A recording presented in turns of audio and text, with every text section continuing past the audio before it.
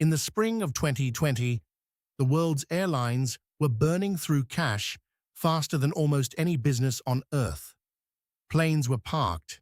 Nobody was flying. So they went looking for something to borrow against. And they didn't reach for the jets. They put up the frequent flyer miles. And when the lenders finished the math, those miles turned out to be worth more than the airlines that printed them.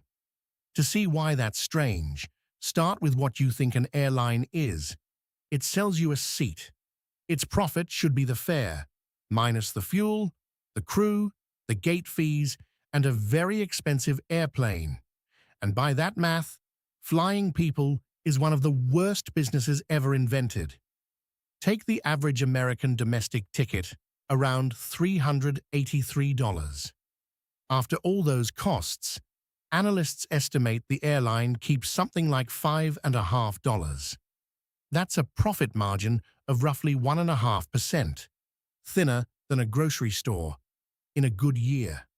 In a bad year, the whole industry loses money at once. A plane costs hundreds of millions of dollars, sits idle the moment demand dips, and a single spike in fuel can swallow a year of profit. Warren Buffett once joked that a far-sighted capitalist at Kitty Hawk should have shot the Wright brothers down. It would have saved his successors a fortune. For a century, the business of moving humans through the air barely broke even. So how are these companies worth tens of billions of dollars? The answer is that the seat isn't really the product anymore. The mile is. Here's the trick. An airline can create frequent flyer miles out of nothing. They're just entries in a database. Then it sells those miles in enormous bulk to a bank. The bank, American Express, Chase, Citi, hands them to you as the rewards on your credit card. Every time you buy groceries with that card, the bank pays the airline for the miles you just earned. So you're not really being rewarded by the airline. You're being used to sell its miles. And the sums are staggering. Delta alone booked $6.8 billion from American Express in a single year. Money that has almost nothing to do with flying anyone anywhere. Even better, it's high margin. While a ticket might clear 1 or 2%, analysts say selling miles to a bank runs closer to 50% profit. And there's a second twist that makes it sweeter still. A mile is really just a promise to be redeemed someday, often years later, and a good share get redeemed for less than you'd think, or never cashed in at all. The industry even has a word for that quiet windfall: breakage. The flights are the hard part. The miles are the money. For years, this sat buried inside the financial statements, until a crisis dragged it into the daylight. In 2020, with passenger revenue down almost 90%, airlines had to borrow to survive, and lenders wanted collateral.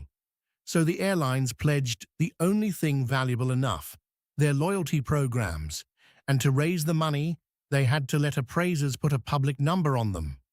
Those numbers are the reveal. United's MileagePlus program was valued at about $22 billion. At that same moment, the entire airline, every plane, every gate, every route, every landing slot, was worth $10.5 billion on the stock market. The rewards program was worth more than twice the company that owned it. American was even more extreme. Its AAdvantage program was appraised as high as $31 billion, while all of American Airlines was worth under $7 billion. Delta's SkyMiles told the same story, appraised around $26 billion, in the range of the entire airline's market value. Put those two bars side by side, and it stops looking like an airline with a loyalty program, and starts looking like a loyalty program that happens to own some planes. Across 2020 and 2021, the big three U.S. carriers borrowed almost $26 billion this way, not against aircraft, against miles. Once you see it, The whole industry reorganizes in front of you. Take the loyalty money away, and the picture inverts. By one 2024 analysis, Delta's 10.5% profit margin would flip to a 2.5% loss. American Slim profit would swing to a loss of more than 8%. The flying, on its own, still doesn't make money. The credit card partnership does, and the banks are glad to pay, because an airline card gets you to spend more and more loyally than almost anything else in your wallet. Everyone in the deal is quietly feeding on your everyday purchases. That quietly explains almost everything you've noticed about modern air travel. Why the seats keep getting tighter, why the number of miles you need for a free flight keeps creeping up, why elite status gets a little harder to reach every year. The airline isn't really optimizing your trip, it's optimizing the value of the miles, because that's the asset the banks are paying billions for. The flight is just the thing that keeps the whole loyalty machine believable. So the next time you swipe your airline credit card for a cup of coffee, notice what's actually happening. You're not a passenger earning a reward. You're the product being sold to a bank. Your airline isn't a transport company with a loyalty program bolted on. It's a loyalty program with an airline attached, a bank that happens to fly planes.